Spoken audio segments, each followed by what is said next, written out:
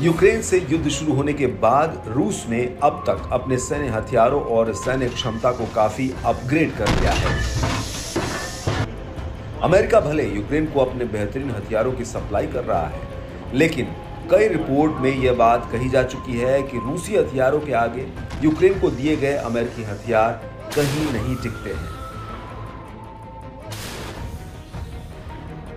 रूस ने कई ऐसे हथियार और बम तैयार किए हैं जो बहुत ही घातक है।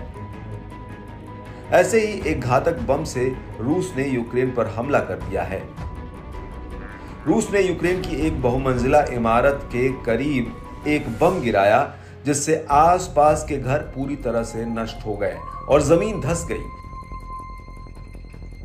बम गिरने के बाद जमीन पर एक गड्ढा बना और फिर उससे एक आग का गोला उठा, जिससे बहुमंजिला इमारत की छत उड़ गई और उसके 3 मंजिलों में भयानक आग लग गई। रूसी सैन्य ब्लॉगर दावा कर रहे हैं कि रूस ने जो बम गिराया है वो 3000 किलोग्राम के ग्लाइड बम की टेस्टिंग है। इसे फैब 3000 के नाम से जाना जाता है। इस गोले में 1.5 टन विस्फोटक भरा होता है। यह बम सोवियत युग के बम का अपग्रेडेड वर्जन है। यह अपने पुराने मॉडल की तुलना में 2 गुने भारी, 2 गुने विनाशकारी हैं। इन्हें अपग्रेड कर फिक्स्ड विंग और जीपीएस सिस्टम के साथ जोड़ा गया है। इन्हें ऐसे बनाया गया है कि ये बम यूक्रेनी एंटी एयर डिफेंस सिस्टम की पकड़ में भी नहीं आते। इस बम के अन्य मॉडल फैब 500 और फैब 1500 हैं। यूक्रेन में फेंके गए बम के बारे में दावा किया जा रहा है कि ये 1 किलोमीटर से भी अधिक दायरे में अपना कहर बरपाते हैं। हालांकि यूक्रेनी अधिकारी इस हमले में इस्तेमाल किए हथियार को लेकर कोई दावा नहीं कर रहे हैं। उनके मुताबिक बिल्डिंग में हमला करने के लिए किस बम का इस्तेमाल किया गया है, यह जांच के बाद ही पता चलेगा। हालांकि उन्होंने कहा कि अगर ग्लाइड बम गिराए जाने की पुष्टि हो जाती है तो यह फैब 3000 का पहला सबूत होगा। इसको लेकर विश्लेषकों का कहना है कि अगर रूस ने फैब 3000 को लॉन्च करना सीख लिया है तो ये उसकी एक बड़ी उपलब्धि है। ये यूक्रेन सेना के खिलाफ रूस की क्षमता को बढ़ाने वाला है। यूक्रेन के एक फेमस पत्रकार इलिया पोनोमारेंको ने एक्स पर लिखा कि ग्लाइड बमों को मार गिराना बेहद मुश्किल है।